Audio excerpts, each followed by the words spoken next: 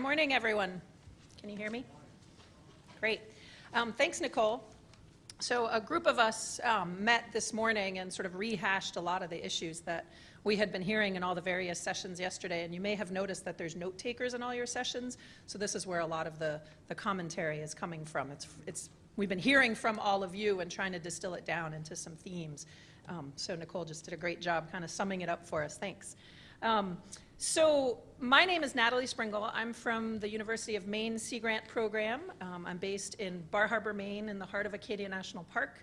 I've been involved in working waterfront issues in Maine for about 10 years and have been actively involved in this national network for a long time as well. And my role here today is to introduce what the National Working Waterfront Network is. But before I jump into that, coming from Maine, I especially wanted to say thanks to all the West Coast folks for welcoming us here from around the country. It's been an incredible learning experience, I think, from all of us from the East, especially, and the Gulf Coast and the Great Lakes, to come and learn about working waterfront issues out here. Lots of similarities, lots of differences, too. So that is, in fact, sort of the value of a network. It's about increasing understanding, finding common ground, and sharing solutions around the country. So we've heard a lot about this network notion. And what is it? What is the National Working Waterfront Network? Well, the first sort of thing to really think about when you ask the question, what is the National Working Waterfront Network, is that it's all of us in this room. It's everyone who is involved in working waterfront issues around the nation and who have been sort of active in the last bunch of years or getting active on the issue just starting today. So it's every one of us. Good, that works. So why a network? Well, it gives us a chance to find common ground between all the various uses, between all the different managers, the policy people, the people who make a living on the waterfront. It's a chance for sharing common ground between all of these different uses. It gives us a chance to explore how we impact each other. For example, how do competing uses on the waterfront impact one another? We have various uses in this room. Sometimes those uses are compatible, sometimes they're not. So having a network gives us a chance to actually explore those issues and find solutions to them. A network enables us to share stories. Nicole talked a lot about story this morning and the narrative of what's happening in our working waterfronts. A network helps us put the human face to the issues around the nation. Helps us strategize, helps us identify trends that we might otherwise have missed. How did we get to this network notion? Well, we know at this point that this is the third national symposium on working waterfronts and waterways. Let's see a show of hands. Who attended the Norfolk Symposium, the first working waterfront symposium in 2007? Great. I think I'm seeing about 15, 20 hands. That's great. So I think for those who attended that symposium and were involved in the mid-2000s in this whole issue, as well as all of us in the room, we might recall that at the time, the major issue that we were talking about was sort of this waterfront land rush and the ensuing conversion of waterfront property to non-compatible uses. It was happening to marinas, to wharves, to a whole suite of different waterfront uses. So the symposium, coordinated by Virginia Sea Grant, Boat US, National Marine Manufacturers Association, many other organizations along the way, really kicked off this national discussion between various user groups and recognized that challenges were widespread and equally impacting both recreational and commercial waterfront users. And I think that was a really significant finding of that first symposium, was that working waterfront changes and challenges were impacting a whole suite of different users, not one particular sector, but recreational users, commercial, large, small, sort of the issues were very widespread. And there was common ground between all of them. At the same time, in the mid-2000s, the National Sea Grant Network produced the first sort of national survey of working waterfront issues and coastal access around the nation. I think that there are some of those reports on the main Sea Grant table that you're welcome to pick up if you want to sort of go back in history and look at what was going on in the mid-2000s and how that was consolidated as a national report. So it was clear in the mid-2000s that a coordinated effort should be made to address working waterfronts around the nation. And Virginia Sea Grant continued to serve as a hub for sharing information through an informal network of people interested in working waterfront. And it was also clear that the group wanted to gather again and sort of grow the conversation. So in 2010, as you've heard by now, many of us met in Portland, Maine for the second symposium, the other Portland. And let's do the show of hands things again. Who was at the Portland, Maine symposium? Great, looks like about 20 people as well. I'm going to do one last show of hands. Who's been to all three? Great, that's great. So there's our institutional knowledge keepers there. So by 2010, so we hosted the event in Maine. And again, with lots of different supporters, many folks in this room.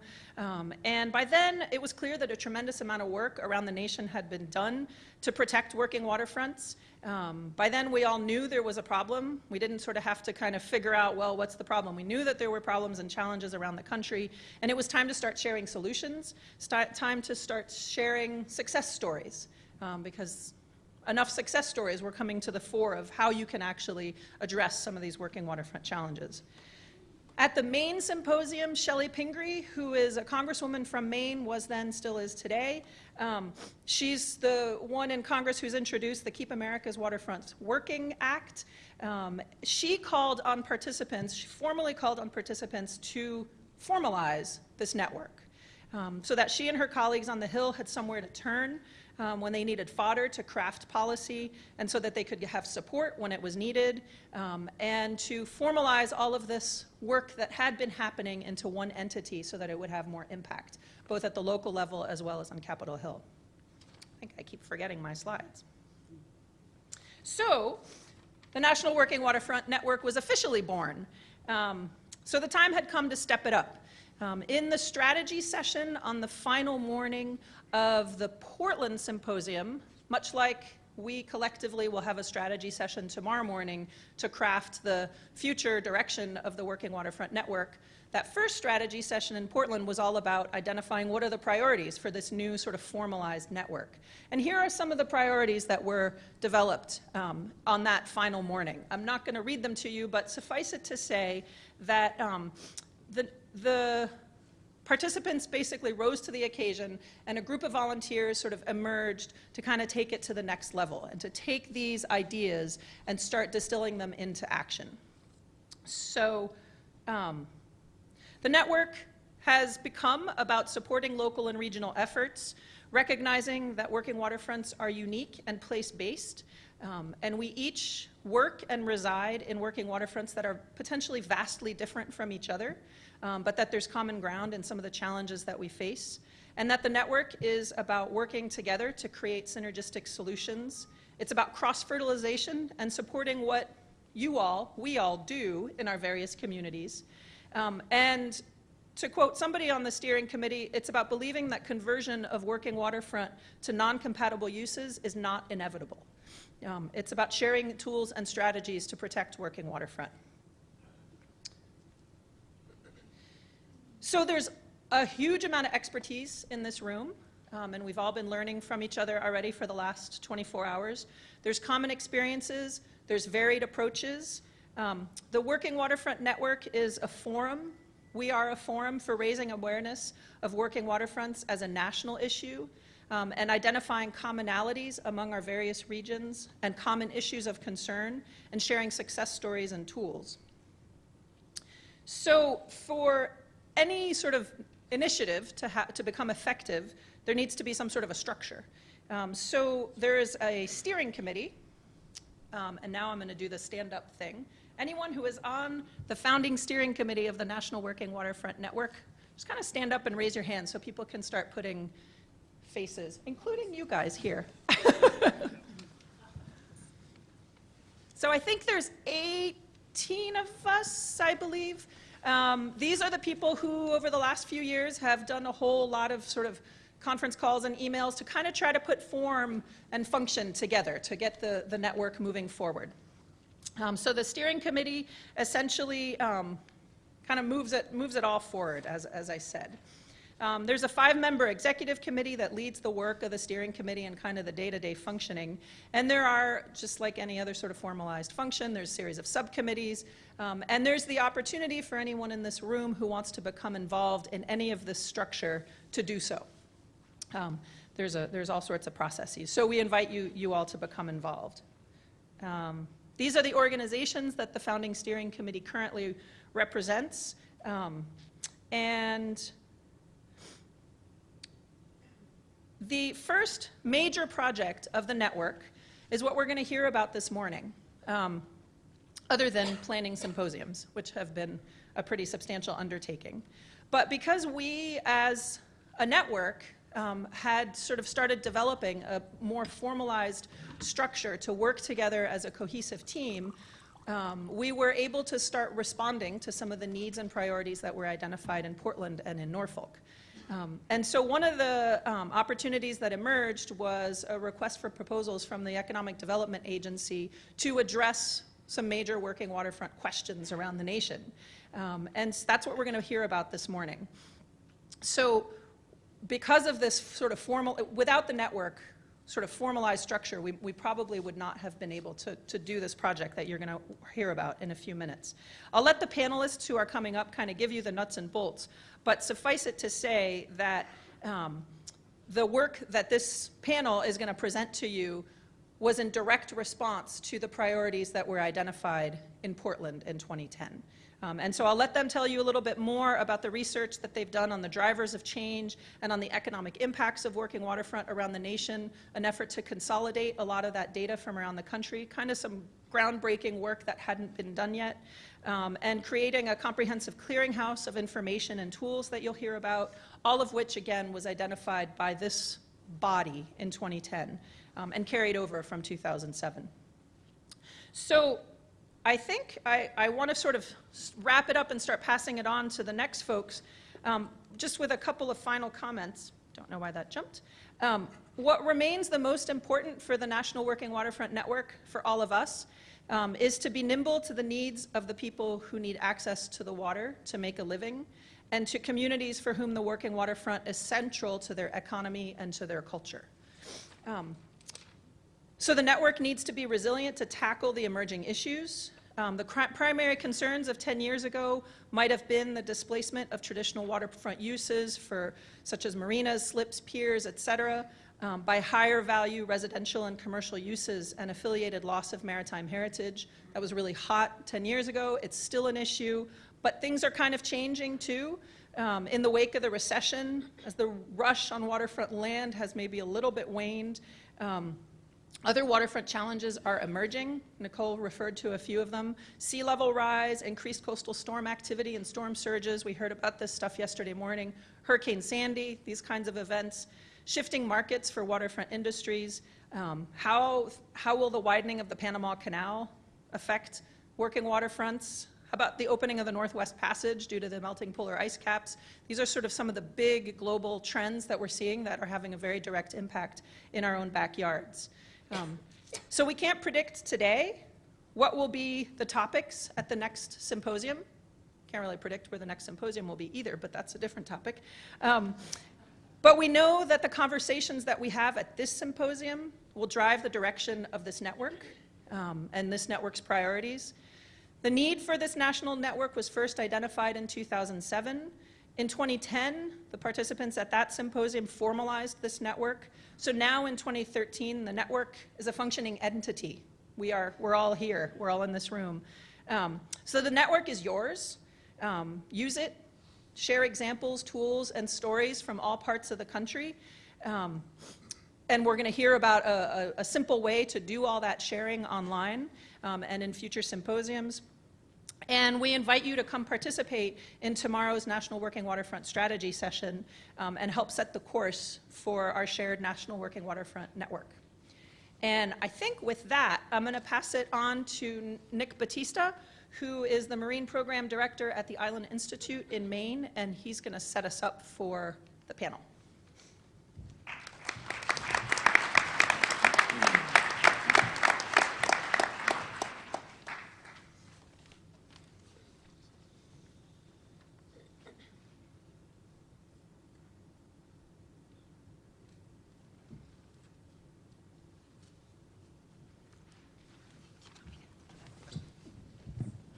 Thank you, Natalie. Incredibly excited to be up here presenting the tools from the EDA project, and would really like to thank the project team for all of your hard work on this, for the EDA, for the funding, and the supporting organizations that we work for that provided a lot of support in match for the project. Beyond the folks sitting on the stage here, there are a number of people in the audience who were incredibly helpful in the project, whether you wrote case studies or were a project advisor or work at one of the institutions involved in the project. Love if you could all stand up and be recognized, and just so everybody knows who is involved. So if you wrote a case study or were a project advisor, Caitlin. Thank you. I also want to thank Natalie Springle and Stephanie Showalter Otts. They provided a bunch of leadership on the project and were incredibly helpful in coordinating, and we wouldn't be here without the work that you guys did. So again, it's very exciting. So hopefully the tools that you'll hear about and the information that's presented will help you and your colleagues as you work on working waterfront issues. Ooh. Don't want to hit that chord there.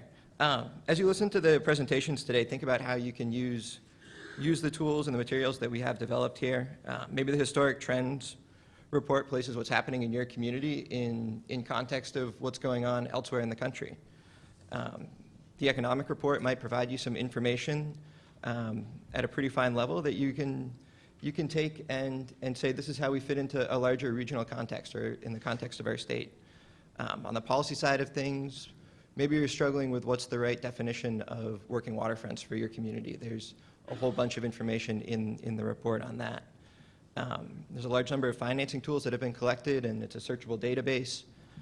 You know, if you're looking for money for your project, that's a great place to go.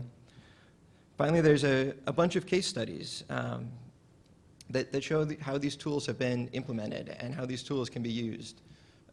The working waterfronts, as you know, are a messy, complex place, and the tools don't operate independently of each other. They come together in many different combinations, so learning from what other communities have done is incredibly helpful.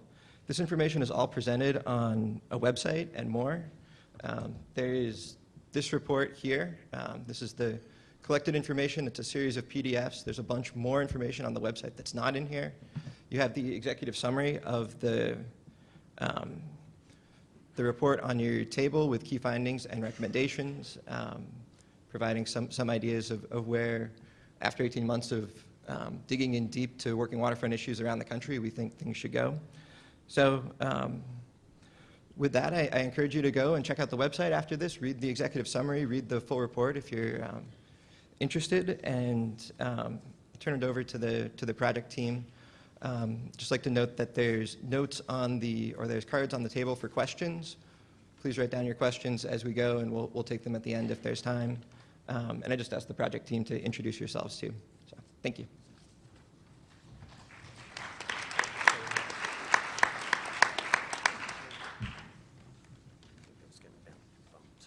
That'd be good.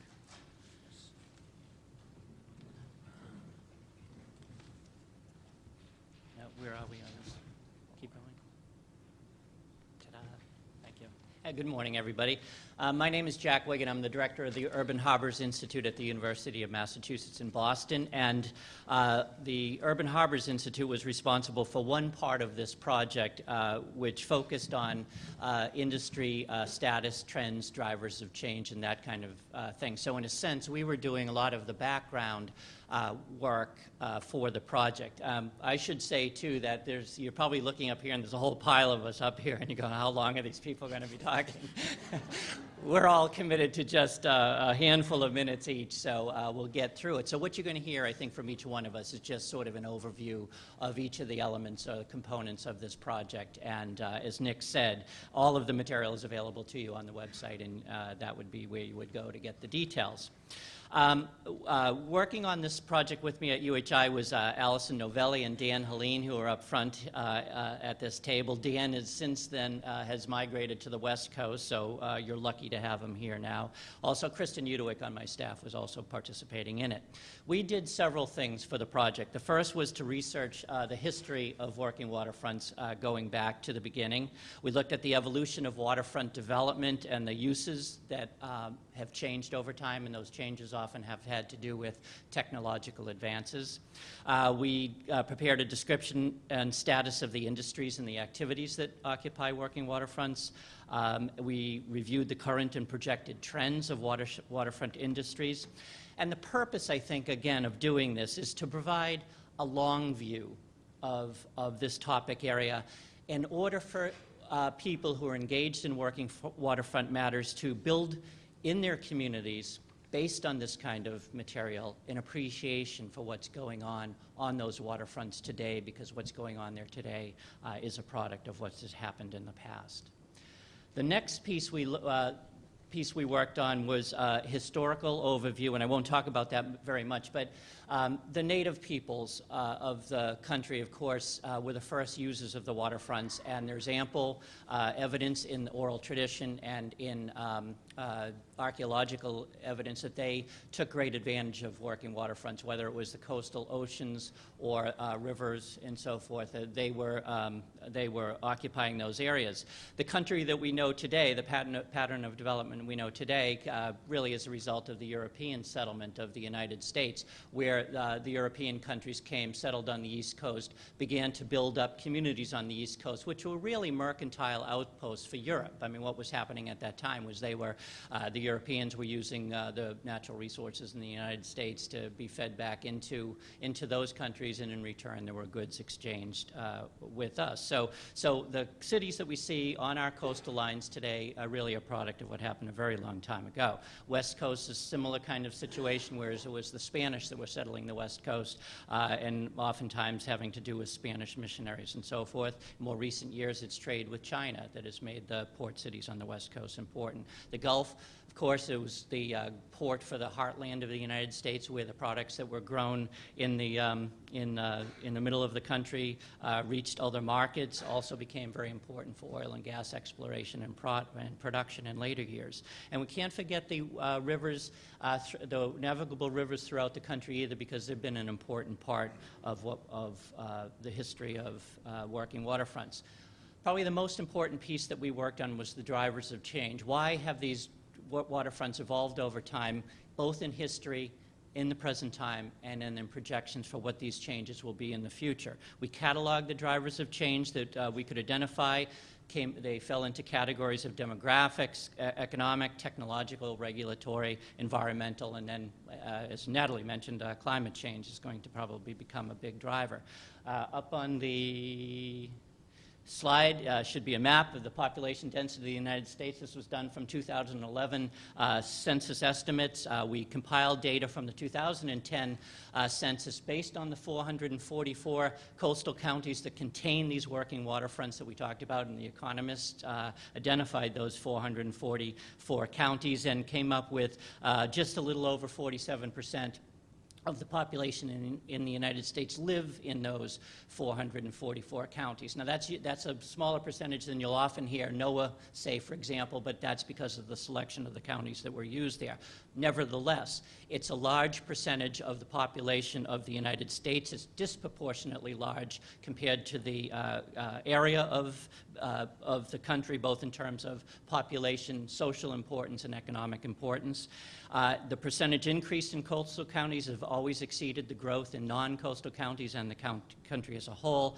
And interestingly, the population densities that we're talking about don't even reflect the seasonal variations that occur. And most of you know that the population in these coastal counties in many places in the country is quite an issue.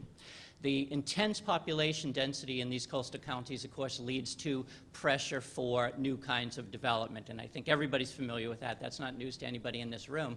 But that increased interest in living near the coast does put pressure on the land that has been traditionally occupied by working waterfronts, and that's been a large part of the cause of the redevelopment of working waterfront properties in the past. That intense pressure to be located, for other uses to be located in these areas, of course, raise the property values, and that in turn makes it more difficult for businesses that might be struggling at various points of time to maintain their occupation of those working waterfronts. Rising coastal property values also means rising property taxes, which puts additional burden on those working waterfront activities. So it's that interest in occupying the coastal area that is probably behind most of the trends that we're talking about here.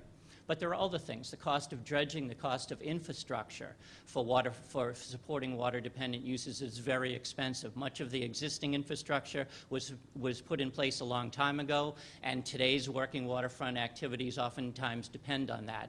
But the infrastructure deteriorates over time, and there's a need to improve it and maintain it, and those costs are extremely high. Dredging is a particular problem. Everybody on any coast, big port, small port, knows that dredging is a major problem. Part of it has to do with the cost. Part of it has to do with the release of monies from the Harbor Maintenance Trust Fund. Part of it has to do with some environmental regulations that are put in place. I mentioned when I start technological advances, shipbuilding's changed over time. Long-distance passenger travel by ship used to be a popular way of getting around. That was put largely displaced by air travel. Ferry service succumbed to automobiles and bridges. The containerization of cargo caused a huge change in the way that ports operate today, and that's probably one of the major changes that trickles down not only through the larger ports, but to the smaller ports as well.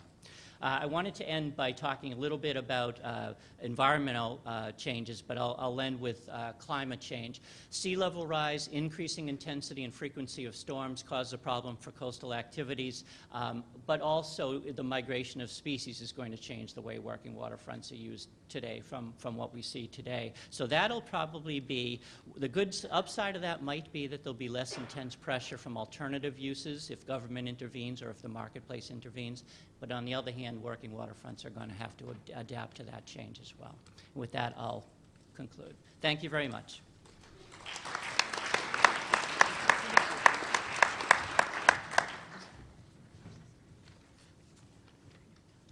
Good morning. My name is Bob Swett. I lead the Florida Sea Grant Boating and Waterway Planning Program, which is based at the University of Florida.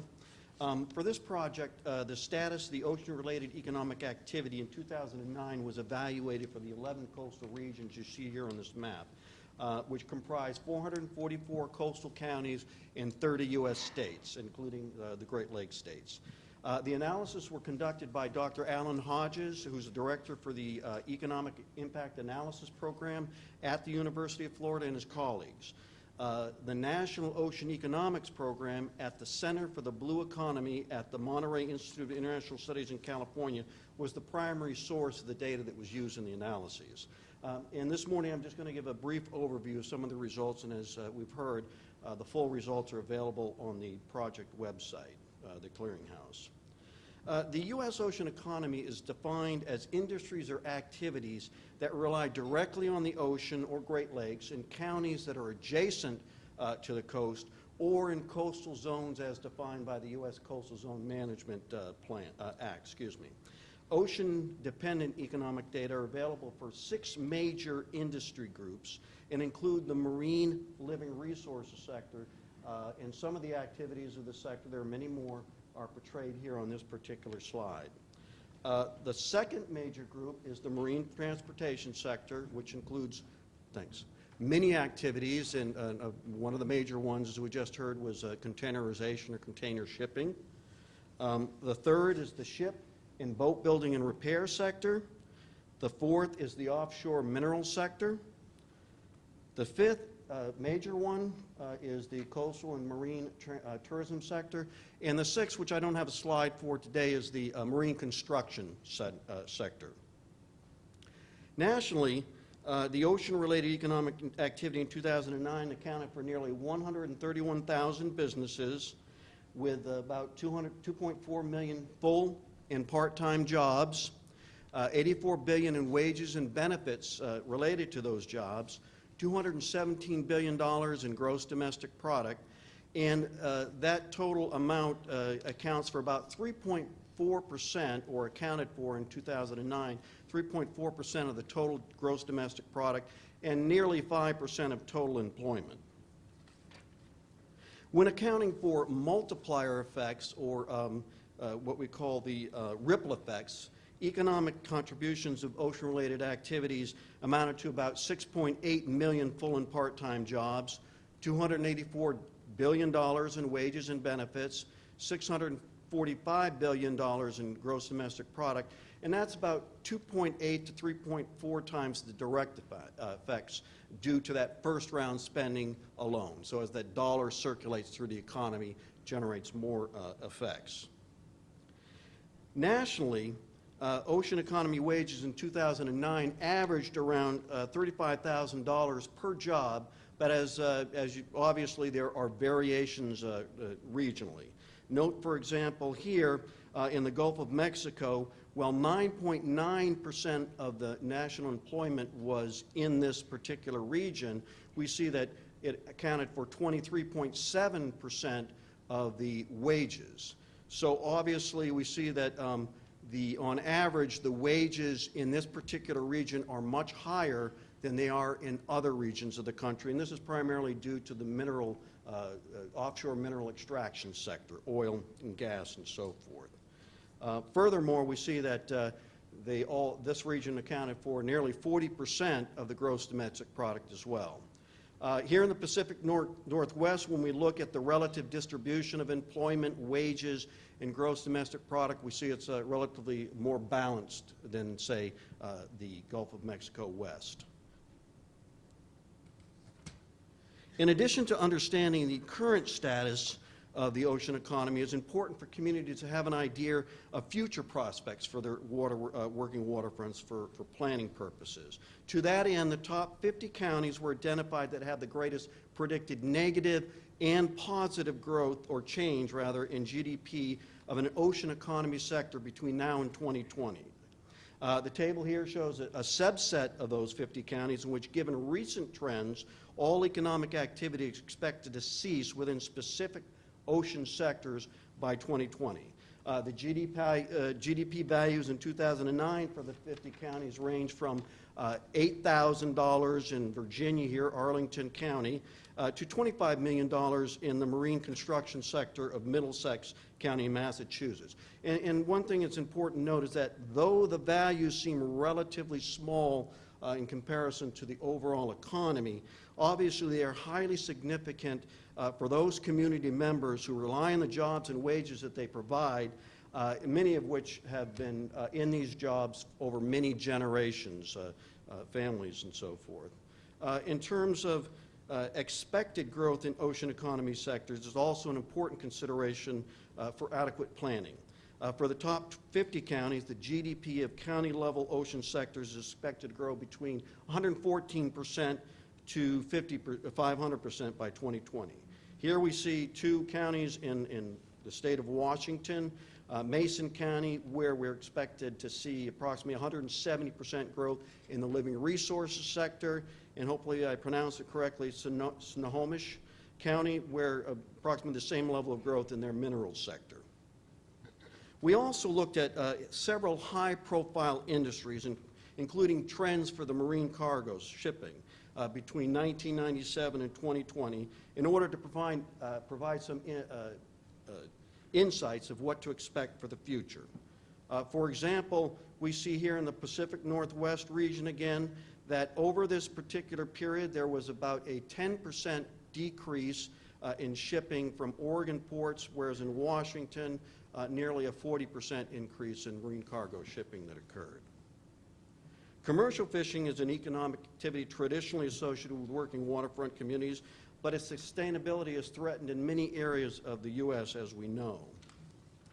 Total U.S. landings in 2010 were about 4.5 billion pounds with a value of about $2.7 billion, which represents a decrease of 17% and 18% respectively since 1990. Whoops, excuse me, let me go back. In the Pacific Northwest, it was the only region that experienced increases in both landed weight and values, 45% and 20% respectively. Just for, when I queried the various sea grant experts throughout the network for possible reasons for these regional trends, Dr. Pete Granger of Washington Sea Grant indicated that one factor here in the Pacific Northwest is that they saw increases in weight and price due to rationalization of the halibut fishery in Alaska. And so once the individual fishing quotas were implemented, more of that fish was brought south to Bellingham and Seattle for processing. So that's one of the factors here in this region. Lastly, we looked at the ocean-going cruise ships, which have become one of the premier venues for coastal tourism recreation. Cruise ships calling at U.S. ports reported a total of 49.1 million passenger nights in 2011. However, this represents nearly a 12% decrease from a total passenger volume of 55.6 million in 2004. Once again, looking here during this eight-year period, the cruise passenger volumes increased for only 3 of the 11 regions, and the Pacific Northwest experienced the greatest relative increase of all of them of about 56.5%. So once again, all of the full results in detail can be found on the project website. Thank you very much.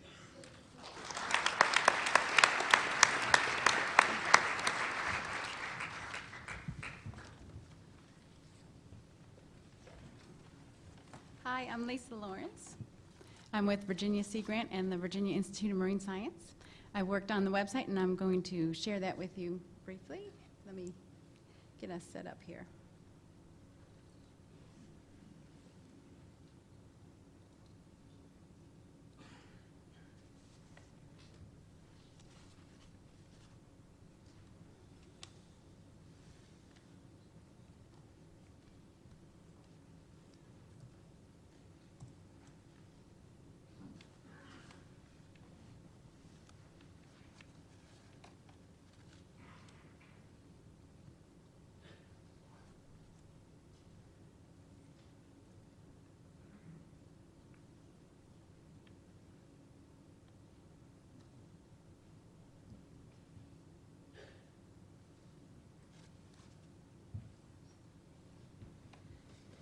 Okay, this is the wateraccessus.com, and you might recognize that URL as being the one that was originally set up for the first symposium in Norfolk. It provided a house for the conference website, information about the conference. We used it again in Portland this year. Tacoma has done a wonderful website, so they didn't need to use it, but we have turned it into a comprehensive website for the working waterfront information and tools that this EDA project has created, and I'm going to do a very brief tour of the website for you. It has a threefold mission, and that's to provide a home on the internet for the National Working Waterfront Network, to house this EDA project of the Sustainable Working Waterfront Toolkit, and then to provide an online community for working waterfront stakeholders to come together and collaborate.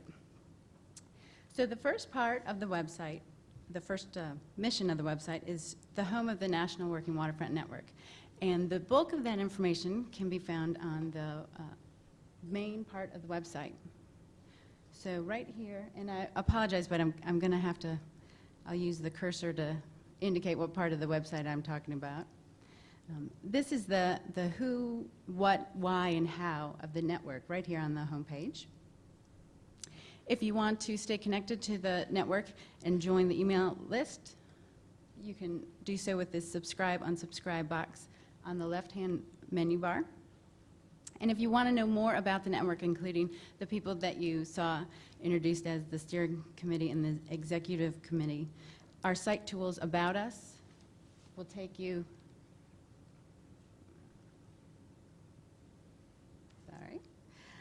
under the site tools About Us page will take you to that information about the steering committee and ways to access them.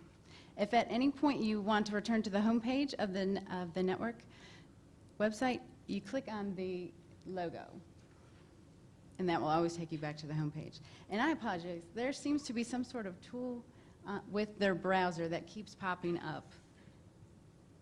So I'm going to have to keep closing that. So that just connects you to the network itself. Now, the bulk of the website is this wonderful Sustainable Working Waterfronts Toolkit that Bob and Jack have shared some of their content, and the rest of the presenters will talk about the other content areas. And that really makes up the bulk of this website. You get to that information, and you can see we've got it highlighted here, the Sustainable Working Waterfront Toolkit. Scrolling over the main topic areas of financing, law and policy, economics, tools in action, which is our case studies section. Kristen Grant is going to talk to you more in depth about that, and our historic trends. As you scroll over, you'll see those subtopic areas that contain the information. And each one has a section for resources, and that's a literature review on that content area. So if you want to know where they went to for when they were doing the research for that area, that's where that is located. So, and you'll be able to find your way through the toolkit to see what you want to do, the information you need to find. But there's also another way for users not at this symposium or that are new to working waterfronts. And if they're not sure how to approach the website and to find tools, we have an approach by user type on the left-hand side. You can click on Decision and Policymaker, Waterfront Landowner, and Waterfront User, and that will take them to a page that explains how that user type interacts with working waterfronts, and then suggest topic areas within the site that might help them get started. So now I'm going to take you to the Community Center, the online Community Center, and try to go more in depth on that part, because it's probably something that many of you have not used before as an online community center, except for Facebook. How many people here use Facebook? Oh, good, quite a bit. There will be some parts of this that are similar to Facebook, and so hopefully that'll help you become comfortable. But to get to the online community, you can click on Community and go to the Community Center.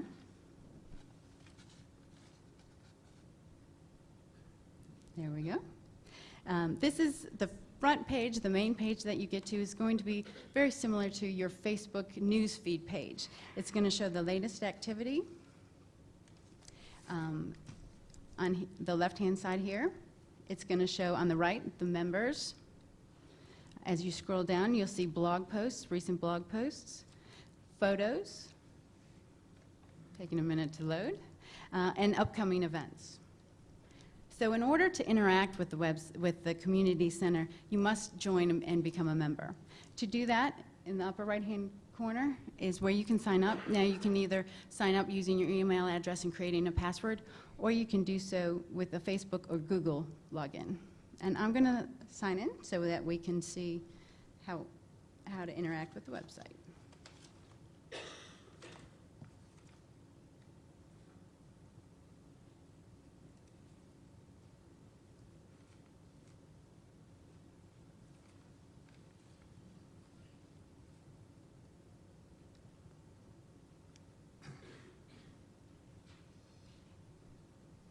All right, so when you're logged in as a user, when you join, they need to verify. So we have some steps in place to make sure that we're not getting spammed or that people aren't joining that don't need to be there. So when you sign in or start your account, you will then get an email to your email address that you need to click to verify. Once you do that, you'll be asked to create a very short profile and have the opportunity to upload a photo of yourself. I highly recommend uploading a photo. Now that we're all meeting here, it really helps to be able to put that name and face together again, and if not, you will have one of those comment box little balloons as your image, and so a picture would definitely be helpful. Once you submit that very brief profile, you will then be approved by Caitlin at Island Institute, again, to make sure that we're having the right people sign in and become community members. And so that is all very quick process, painless, and then you can begin to interact with the website. To interact with the website, you'll want to use these tabs up here across the top. If you go to Members, My Page, this is also like going to your page in Facebook. You can put a blog post, having a great time at the symposium. I mean, a status update, not a blog post, I apologize. And then you would just share that.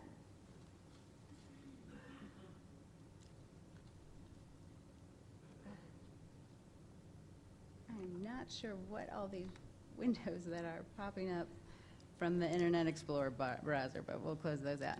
So you can post status updates. You can post photos. You can add a text box, make comments on your wall, very similar to Facebook. Up here under Share, I don't know if you can see what I'm highlighting, that's where you can go to start a blog post, start a discussion, create an event, and post your photos. If you're wondering what the difference between a blog post and a discussion, a blog post is a great way to share a story, some information, just something you want to get out to the entire community. People will be able to comment on it, but it's not a great place to have discussions back and forth. The place to do that is under discussions. And if you have something that's applicable to only a small group of the membership, you would want to go to the groups area, join a group, and start a discussion there. So the best way to familiarize yourself with the website is to just join and play around in it, go to different areas. I highly recommend you do it when you get back and continue those conversations that you've started here. It'll be a great way to not only kickstart the online community, but continue those conversations that you've had. So that's been a whirlwind tour of the community center, of the website. If you have more questions about it, please feel free to see me at the afterwards at lunch or events, and we will move on to Stephanie. Okay.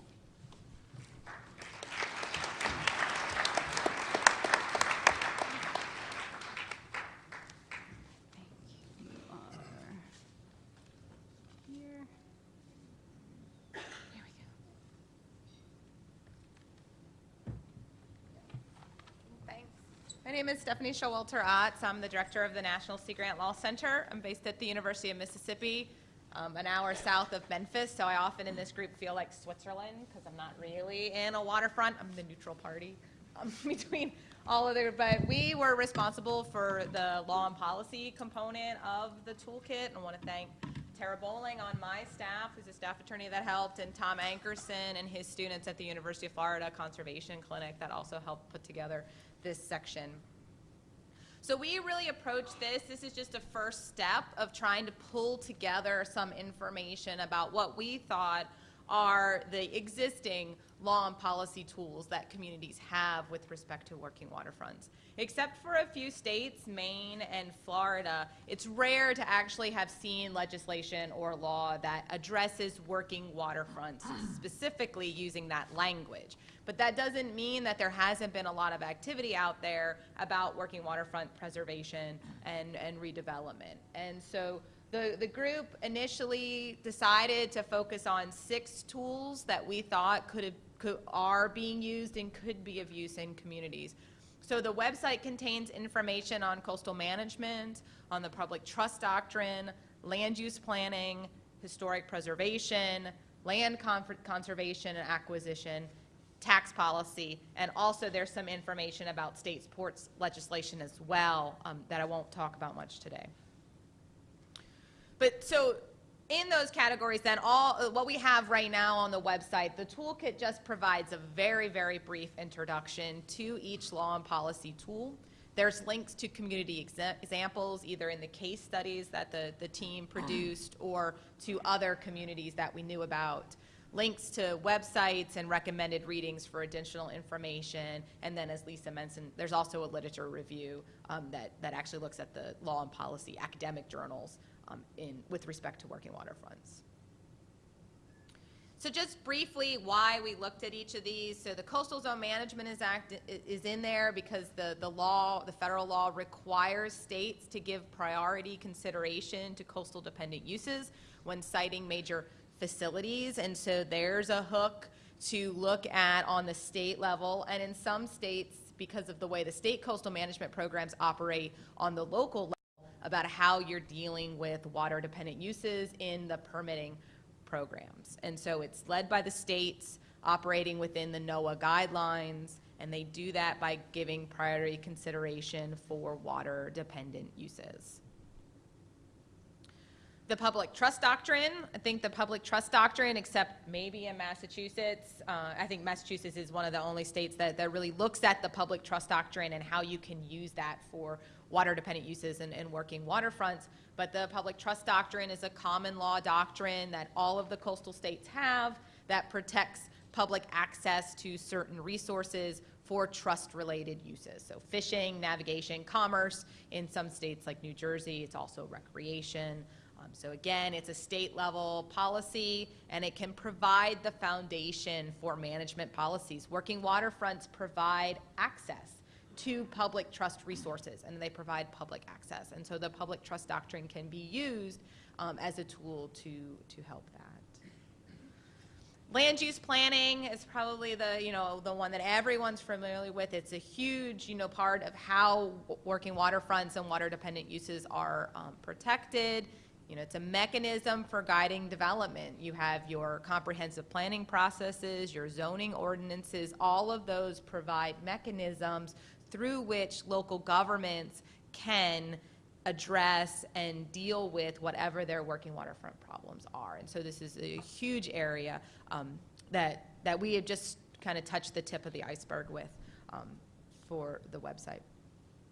The other two, historic preservation is to, preserve historic buildings and sites. One of the case studies from Leland, Michigan with Fishtown is a great example of a community that was able to preserve their historic working waterfronts using a variety of strategies, but historic preservation as well. And so that can be done on the landowner level, community groups, and then pursuant to federal, state, and local laws. And so you go through a designation process, and then with that can bring additional financing and other resources through that. And land conservation and acquisition, this is used when in the cases where the best way to preserve the waterfront is to buy it.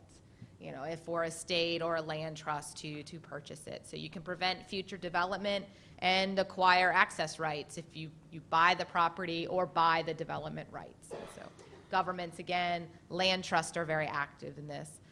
And you can do it through you can purchase the whole rights or purchase easements. And so this is one where there are lots of examples, successful examples out there of using this tool to preserve the waterfronts.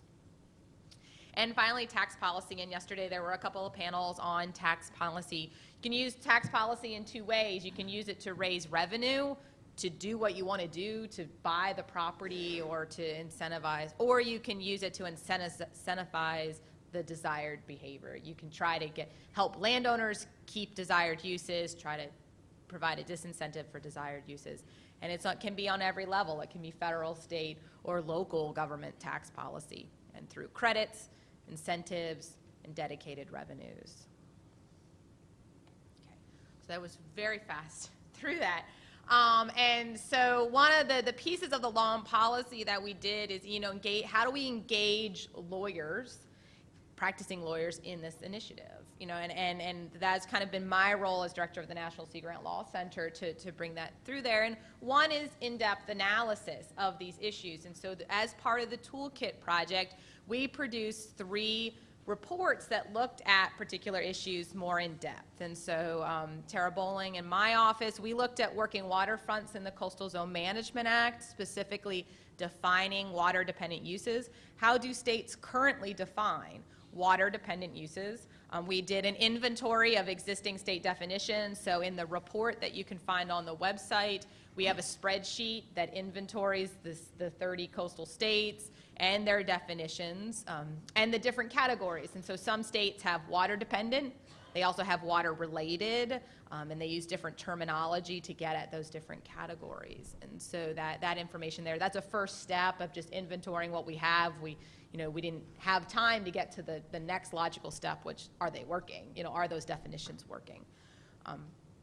So as I mentioned, there's a report on state funding for ports using the state ports legislation and resources for ports, and looking at how smaller ports fit into those legislation that are often for larger ports. And then there's also an analysis of tax increment financing and how that works on the local government level if you're trying to deal with improvements to things that are in the water, like if you want to remove an abandoned vessel or repair a mooring field, and can you use the tax increment financing to do that. So that's one way that we know that by bringing lawyers and both practicing lawyers and those in the academic setting to the network can help. We also know that you can do policy development, implementation assistance. A lot of the tools in the toolkit, if you're going to implement them, you're going to need a lawyer at some point. If you're going to rewrite your tax policy, if you're going to have a landowner agreement or a purchase of development rights, there's going to be lawyers involved. And there are lawyers out there that have been actively working with communities on these issues. And so one piece that we did also was a thought piece for the National Working Waterfront Network about how might you create a working waterfront legal assistance project? Kind of some of it would be pro bono. How do you get communities the access to the legal resources they need to be able to effectively protect their working waterfronts? And so there is another report in the toolkit in the final report that looks at how would you create a working waterfront legal assistance project. And so that's kind of one of the things that we'll be talking about tomorrow at the strategy session, as well as one of those recommendations. That's it for me. Thanks.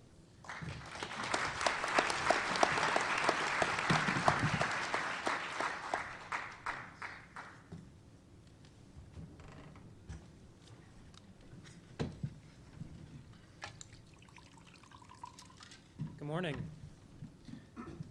My name is Hugh Cowperthwaite. I work for a company in Portland, Maine called Coastal Enterprises, and we're a community development organization and a financial institution. And we've been supporting working waterfronts in the state of Maine for about 36 years.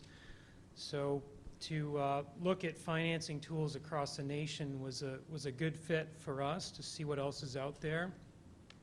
I just want to acknowledge my colleague Dick Kleim here. He was also instrumental in the research for this part of the project. So CEI's role in this project was to inventory financial tools that support working waterfronts and assemble them eventually into this database that is searchable by state and by program. There's a number of ways you can search this database. And so the goal was to just create this central gathering and have it all in one place, with program summaries and direct links to learn more about the different programs.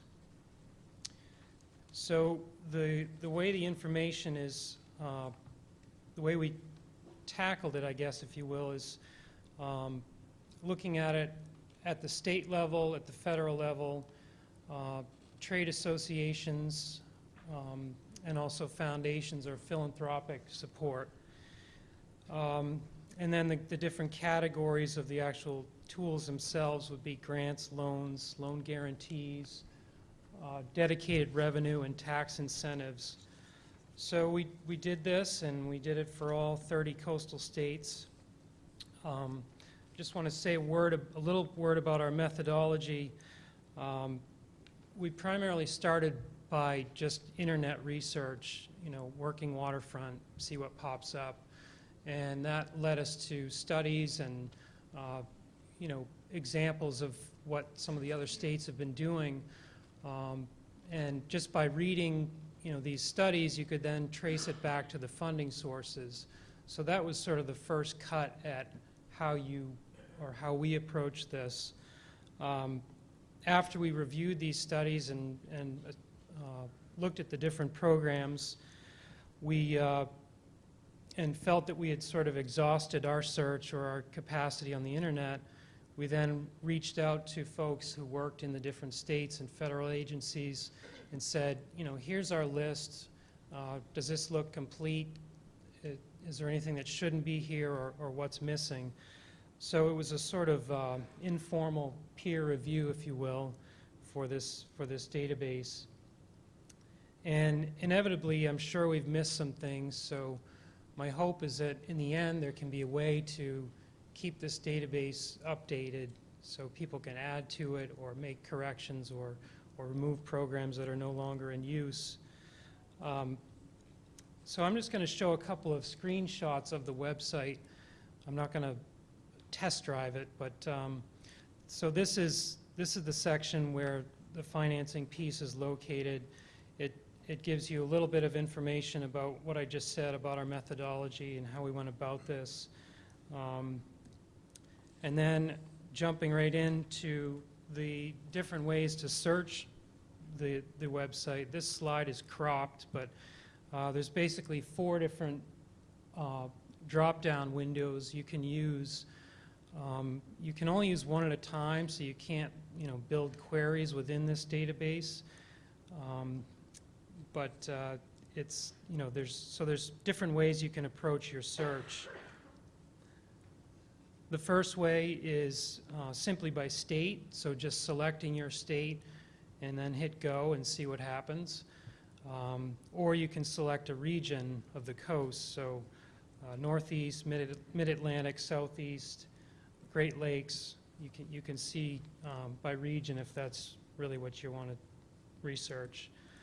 And then the second option is by program type, so a dedicated revenue source. Economic development entities will show up here. Grants, loans, loan guarantees. We have the word repository, which is basically if there's a website out there that houses a lot of information that's collected in one place, we have links to those sites. Direct links to states' different home pages. We thought there was some value in that. And then tax incentives and technical assistance, planning assistance. There's a category for that. The third option to search is simply by program name. So if you hear of a program and you just want to try to jump right through it, of course you can do that in Google too, but if you're already on this site, you can do that. Or searching by acronyms, department, names of departments, or keywords. And the last option is you can go right to, you know, searching for specifically for federal programs, philanthropic support, or we have this, it says business collaboration, but really that's sort of the trade associations that may be out there working in this arena.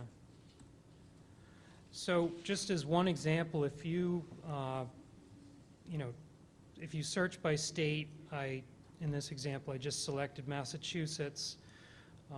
This just gives you sort of an overview of how your results will be displayed. It says at the top, financial tools for Massachusetts, then a link to the state's homepage. Economic development entities are then listed next. Any loan programs, dedicated revenue, and on down the list. So it's a, you know, it's a good way to see what's listed for your state, but it's also a good way to learn about what other states have that could be examples of programs you might consider. Just a little overview on some of our findings when looking at this database. We had or found a total of 526 separate entries into the database, and 60% of those resources we found were state-initiated programs, and that's, you know, that's really where the bulk of the opportunities are. There's some, you know, 15% federal support, 10% are in in trade associations, 8 in economic development entities, and a 6% in foundations. And then if you look at these 526 entries that we found, just as a factor of, okay, which state are these in, this is how the 30 states stacked up. So, you know, Florida, Oregon, New York are near the top, and Illinois, Georgia, Pennsylvania near the bottom. So, you know, maybe this will create some healthy competition for some of these other states to increase their program opportunities. And then if you look at the programs by region, these 526 entries, roughly 100% of these programs or opportunities are available nationwide, and then it drops down, you know, Pacific Coast is in the lead, Atlantic Seaboard is a close second. So I think, you know, there's clearly some regions of the country have more tools than others, and that's likely you know, a factor of the length of their coastline is certainly going to come into play, the scale of their local economy that's dependent on working waterfronts, and then you have the varying degrees of uses along the waterfront or pressures, and then you know, some states are just more active in securing programs and efforts to support this. So my last slide here, a few final thoughts. There were,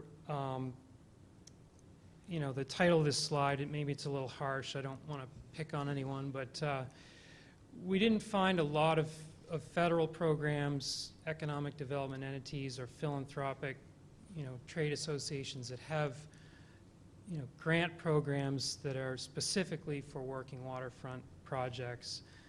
There are some, but not a lot.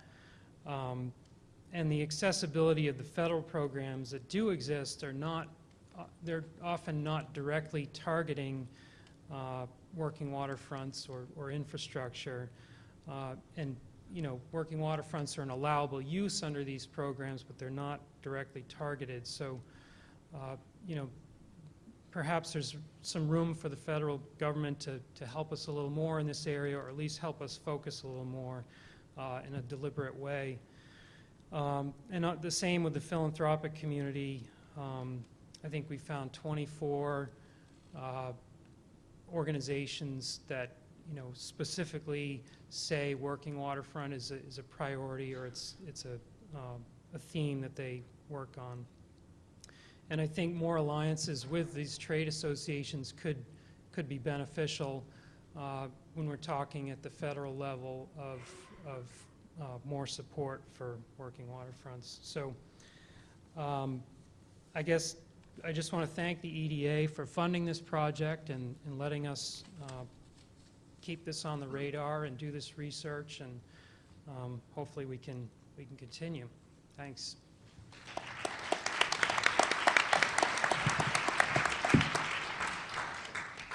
And I'm here to reassure everyone that we are at the tail end. You can see it happening here. We are at the tail end of our long passenger train, and break is right around the corner.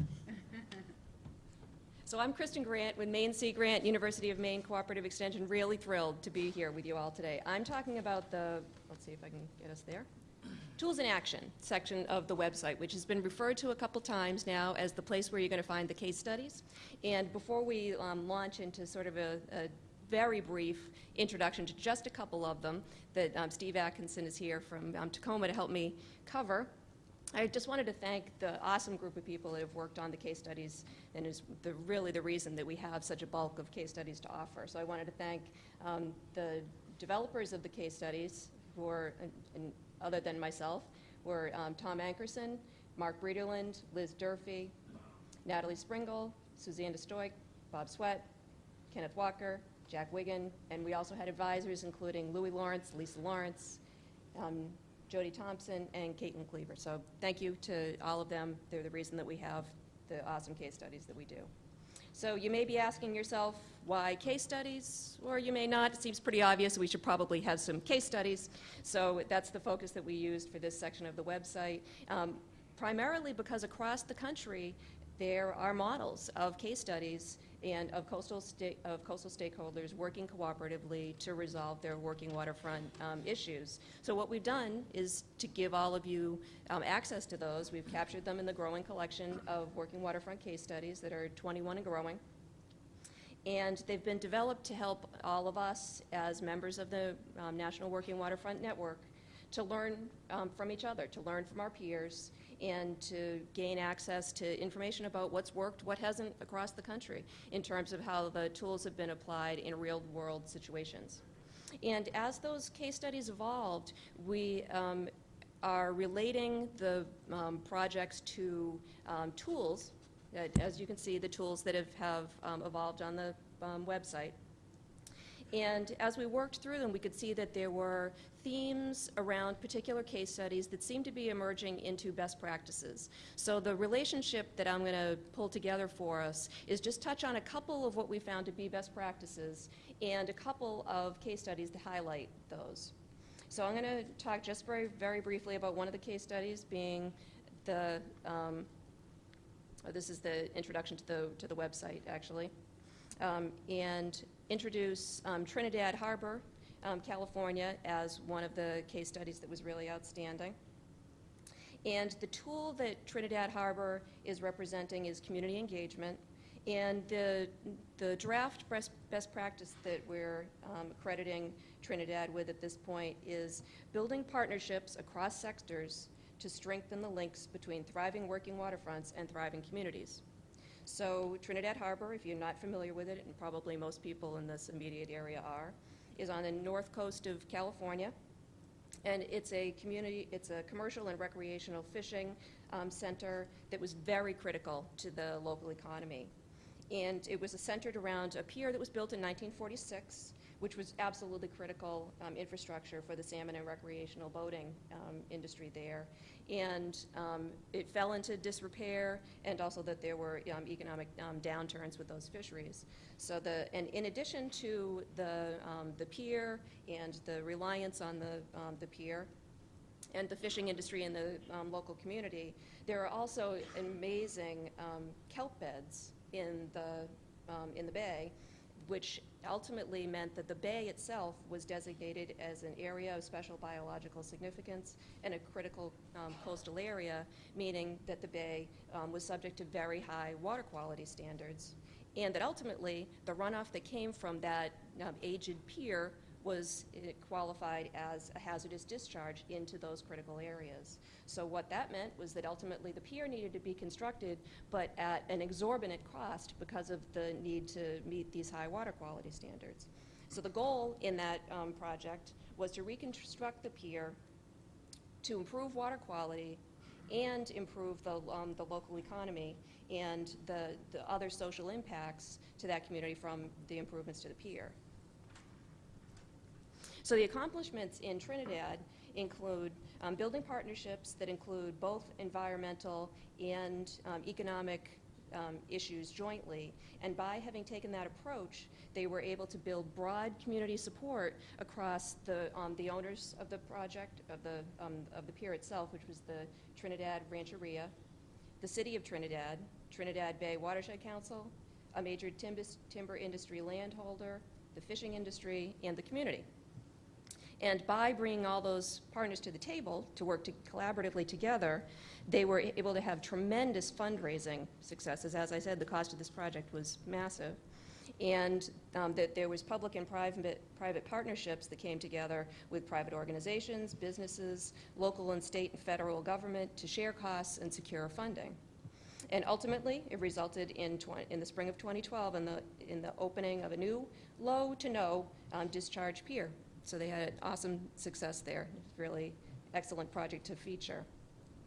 And as I said, I wanted to share two projects. So the second is Tacoma, Washington, and it seemed a bit presumptuous for me, from Maine, to stand here and tell you about Tacoma, Washington, which is why I've invited Steve Atkinson, who's with the City of Tacoma and the shoreline planner, to talk to us just very briefly about Tacoma.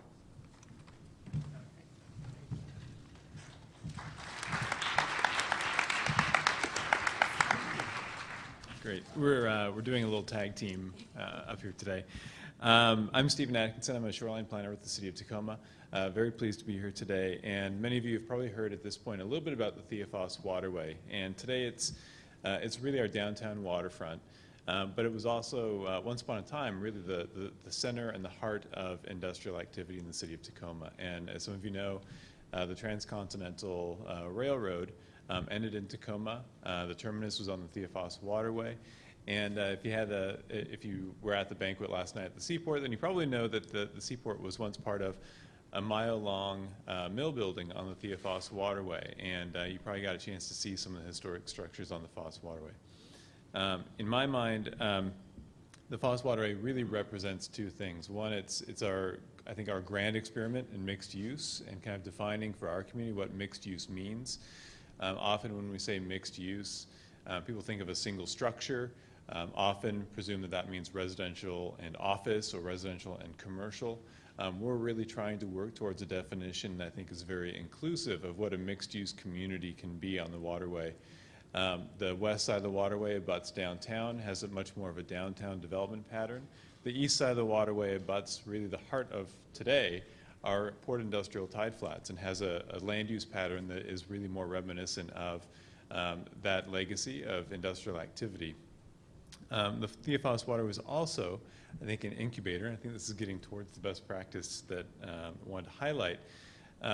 It's also, I think, an incubator for practices, ideas, strategies that we really originated on the Foss Waterway, and now we're looking at how we can use those and apply those in other parts of our city and other parts of our shoreline.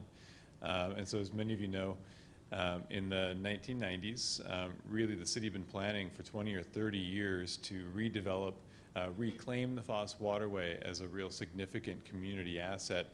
That opportunity didn't come along until the 1990s when the west side of the waterway was really languishing.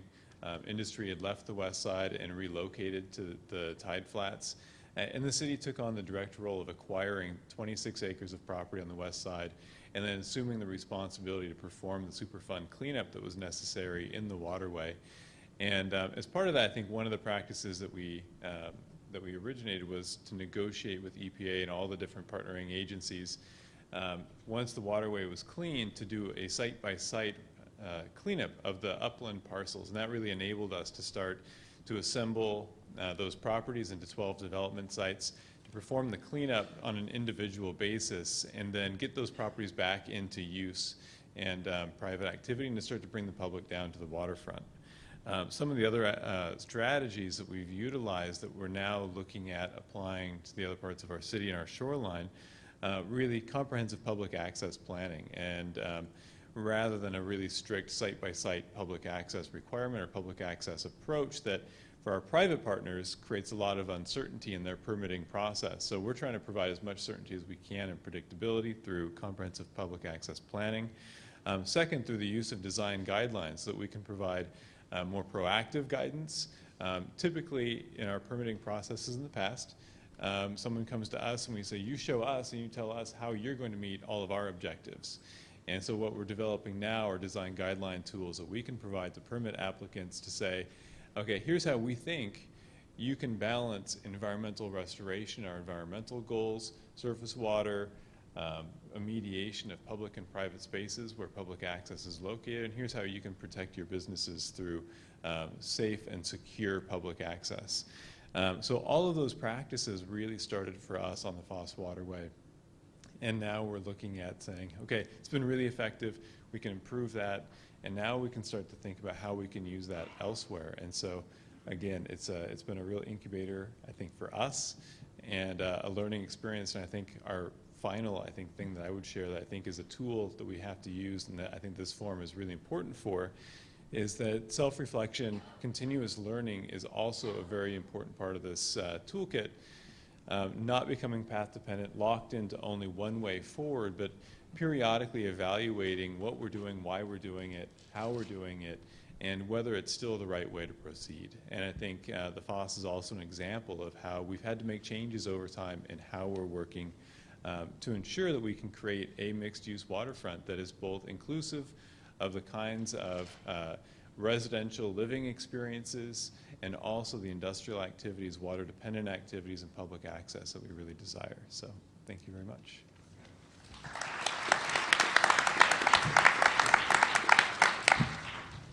Since I'm about 3 feet shorter than Steve is, we'll adjust that down. So just to wrap up and link back to our tools, the tool that Thea Foss represents is planning, and the best practice is understand how working waterfront issues are intrinsically connected to other community issues, social, economic, and environmental, and plan approaches that create synergies to meet multiple goals. Okay. Sorry. And just to do a very brief sort of summary of the kinds of features that you'll find on any one of the case studies. As I said, there's 21 and counting at this point, and if you have an idea for a community that you'd like to see a case study done for, please contact the network. And you'll see that all the regions are represented by several case studies at this point, and they list working waterfront issues, tools, and uses. There's a slideshow of locally derived photos. There's a brief summary so that you can scroll through them pretty quickly and get a sense of if you want to read the entire case study. There's information on transferability, whether or not the information provided in the case study is readily usable by any other state, any other community. There's this summary that I talked about of best practices, sort of highlights of things that you might want to consider if you're looking to do a project like this. There's a full project description, which is limited to 3 pages. There's a list of key partners, contacts, additional information, and you can print any one of the case studies. So as I said, invitation's wide open. The collection will continue to grow, and please let us know if you'd like to have your community become our next case study. Thank you.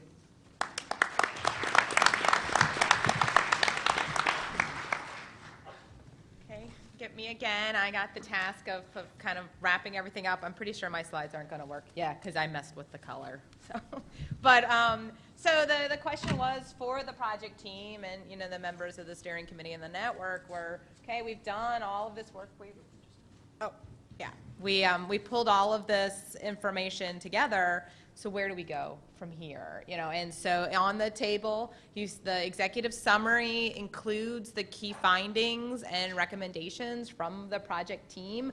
We could have written pages on our findings and recommendations. What we decided to do, though, that I think is relevant just to give you some context, is each of the recommendations falls into one of 3 categories, what we thought about policy categories. So what recommendations would we have for policy? For instance, we've come a long way with the definition of what working waterfronts is for us, for this group, and it's evolving, and we're continuing to involve that discussion, especially the large and small working waterfront scale, but we don't have a consensus definition on the federal or state level about what working waterfronts are. And so that lack of the definition makes it hard to design protection strategies and policies because we don't really know what we're trying to collectively protect. And so that's one of the recommendations. We have recommendations on the research side. There is so much more information that we need to know, research that needs to be done to continue the question of the economic research. I mean, one thing, there's a lot of information out there about the economic impact of ports, and it's easy to find, or the large sectors like Bob was talking about, but it's really hard to know what the economic impact of a boat ramp is, or a marina that provides access for a couple of commercial fishermen, and it's a completely different scale. And so we need to develop tools and information for how we can value that, not only the economic value, but also the cultural value, and the place of that marina and that waterfront in the community. And so there's a lot of social and cultural and economic research to be done. And then we have recommendations for the network. One thing that we knew going into the project and why we were looking at case studies is there's creative solutions abound. And we need to share them, and we need better access to those models and to those recommendations. And so the website is the first step to that. The community center, we hope it will begin discussion about these, information. Another one of the recommendations is we think that there's a lot to be learned from other movements to protect working lands, to protect farmland, to protect working forest, privately owned small forest. And those movements have the same type of tension that Working Waterfronts does between large industrial activities and small scale activities as well. So the agricultural community and the farmland preservation movement has the same problem with large agricultural, industrial agricultural, and small family farms.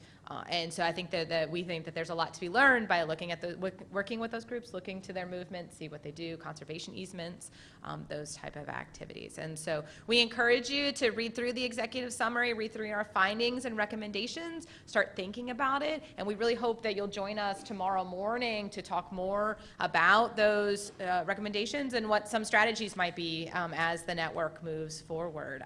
And I want to thank everyone on behalf of the project team for listening to our official launch of our findings. It was a great honor to be part of this project, and I want to thank the EDA again for funding it and allowing us to kind of take the next big step. So thanks. I don't know, Nicole, questions?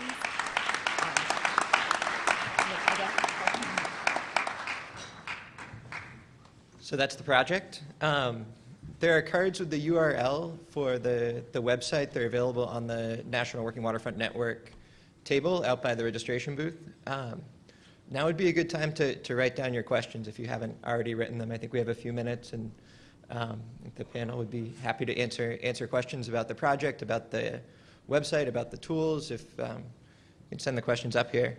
You know, what you heard today was a highlight of the information and the work that we did. It's just to whet your appetite and get you excited about looking at the website and the report, and encourage you to do that. We hope that this report is a strong foundation that we can go from here and move on in the strategy session tomorrow.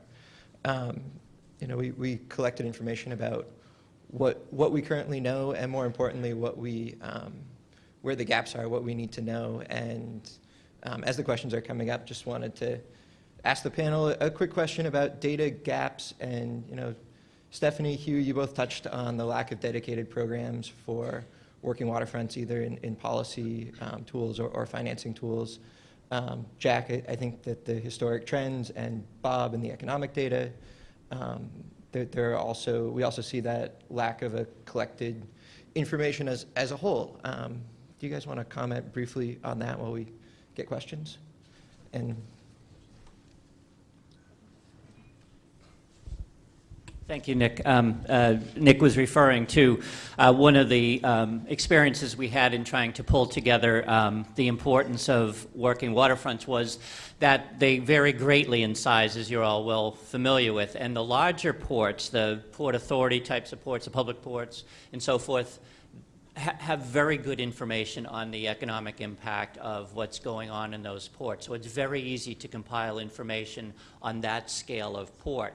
But a lot of what we're focused on here, and I think that this project was the ports that are just a tier underneath those, and everything down to a real kind of community working waterfront asset.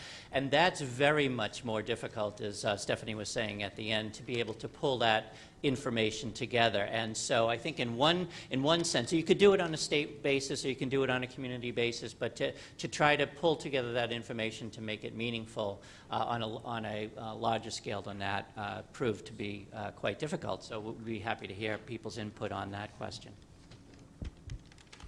In terms of the economics, I just reiterate what Stephanie had said, that much of the information that we use is collected at the federal level. But even at that level, and it's for counties, but even at that level, you know, there are certain areas where data points may not be made available due to confidentiality reasons. So there may be only a few data points for a particular geographic area or entity, if you will, and so that creates some problems.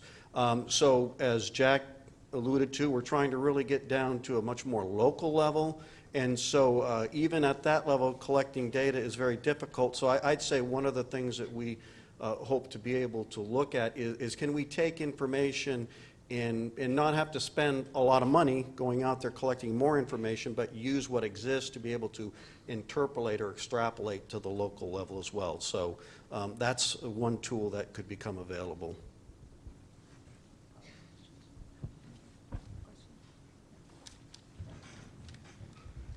So we have a couple of questions. The first sort of is a logistical question. How do we maintain the website? What's going forward? How do we keep this project going and do updates? And for that, I'd like to ask Natalie and Stephanie, who are the co-chairs of the National Working Waterfront Network, to take a stab at answering that, and maybe Lisa as well on the website stuff. So the National Working Waterfront Network, that's our new website, and for right now, Virginia Sea Grant and Lisa have graciously said that they'll continue. She's going to continue to maintain the website, and the network will continue to update it to add more information.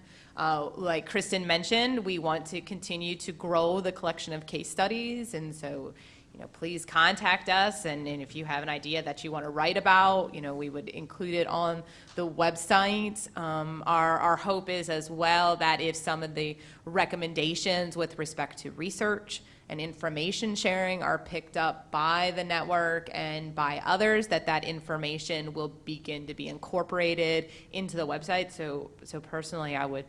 My vision is that the website will continue to grow, the toolkit will continue to grow, and that's kind of dependent on us and what other information begins to be generated and collected as well. So, I think the only thing that I would add is just to kind of reemphasize the notion that the network is all of us. So we have a founding steering committee which at some point will morph into a next iteration of the steering committee and hopefully involve some of you.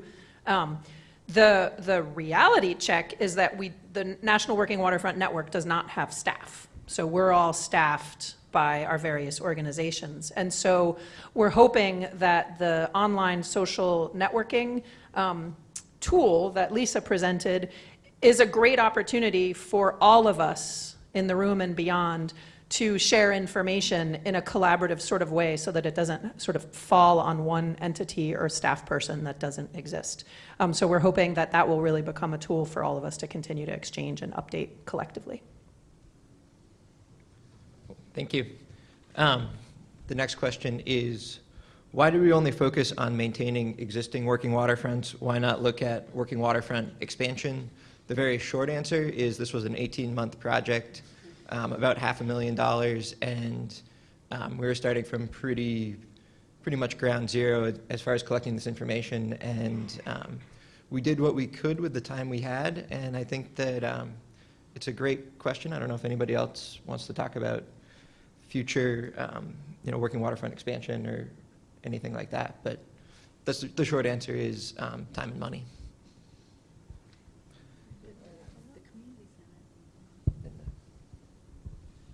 That would be a great discussion to start on the community center and talk about that idea or others that you see as gaps in the existing information that the work groups have put together.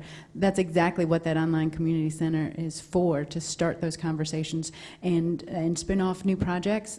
We might find funding to add new elements or sections of the website. So keep that in mind and definitely keep these conversations going and questions going on the community center, because that's what it was built for. Come tomorrow. Oh, right. And I would add, too, some of it also was a function of the request for proposals from the EDA. They asked specifically for economic analysis of current trends. They asked for the analysis of the historic trends.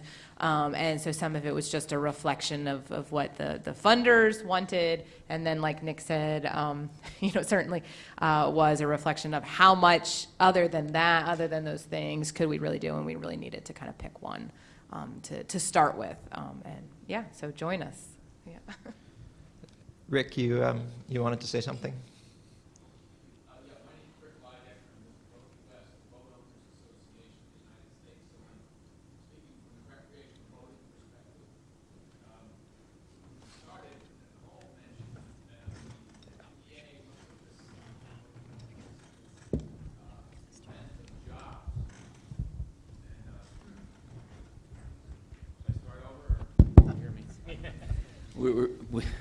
From the recreational boating perspective, okay, Nicole mentioned that the EDA is looking at this through the lens of jobs, and I maintain there's another lens we'd be well served to keep in mind, and Stephanie just alluded to it as well, and that's the cultural values.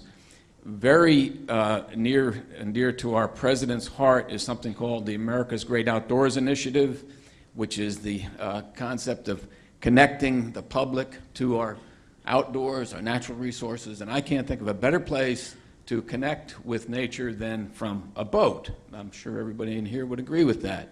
So as our findings and such goes back to Washington, D.C., there is, as part of this America's Great Outdoors Initiative, there is the Federal Interagency Council on Outdoor Recreation. All this, that's a secretary-level initiative. As we can inject that working waterfronts into that group, too, with that cultural value perspective to working waterfronts, I think we'd all be very well served. That's all I want to say. Thank you.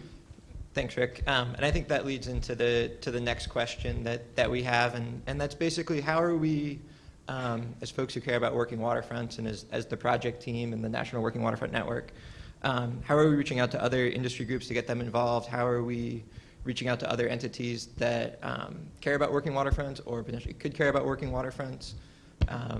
Is the National Ocean Council a place for this? Are there other bodies like Rick, you mentioned? Could they be good homes for it? And how are we reaching out to the other trade groups and industry groups? Take a quick stab at answering it. We're here, we're talking to you, but really it's the network going forward, the National Working Waterfront Network. If we want to be making these connections, we need you to be involved. We need you to come and participate in the strategy session. Tomorrow we need you to volunteer for a work group. We need you to step up and say it's important. I represent a port. I want to be involved in these conversations. Yeah.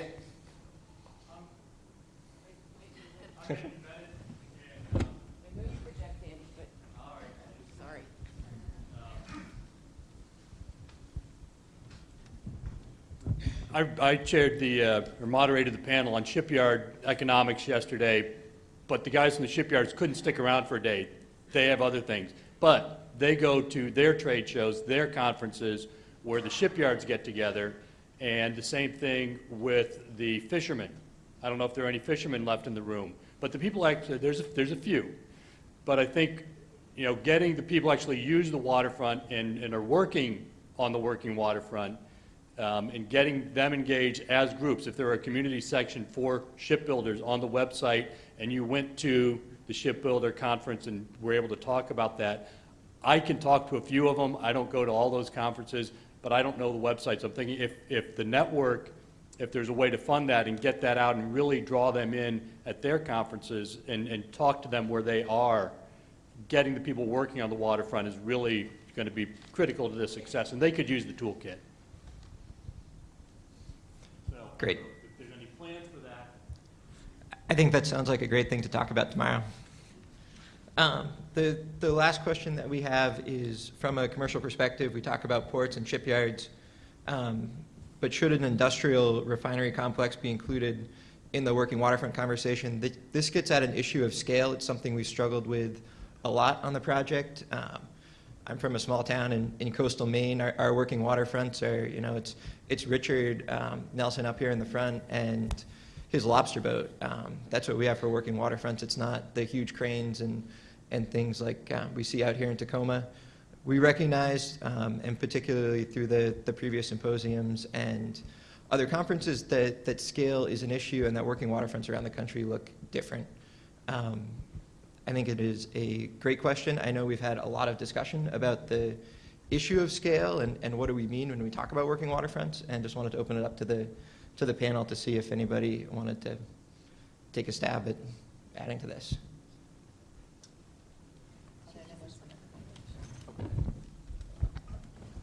Hello.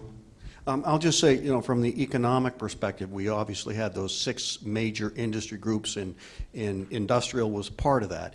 And so from that perspective, it's just a matter of presenting that information. That's how the ocean economy is being defined. I think in the strategic session, that's where we decide, which particular sector or sectors, and I think it'd be sectors that we'd focus on. But from the economic perspective, that information there is there so that those areas where that sector is important, they can see what it contributes to their local economies. But then those that have other sectors, such as the marine living resources, can see how that sector contributes to theirs. So I think the strategic planning session tomorrow in the future really will define where our focus is. Nicole? So I'm not up at the front, but I'm on the committee, and I represent the West Coast. So all of you from the West Coast, I've been your voice on this committee because it was a really interesting conversation, and I have to say that I kind of brought it forward to say we have real differences, but even though, and I've worked for many of you ports and big industrial users as in my past life, I recognize that that is a working waterfront. And also, we do have both large and small on the West Coast. That was the first thing I had to convince the people from the East Coast, is that working waterfronts are both big and small, and our ports are very, very varied in size.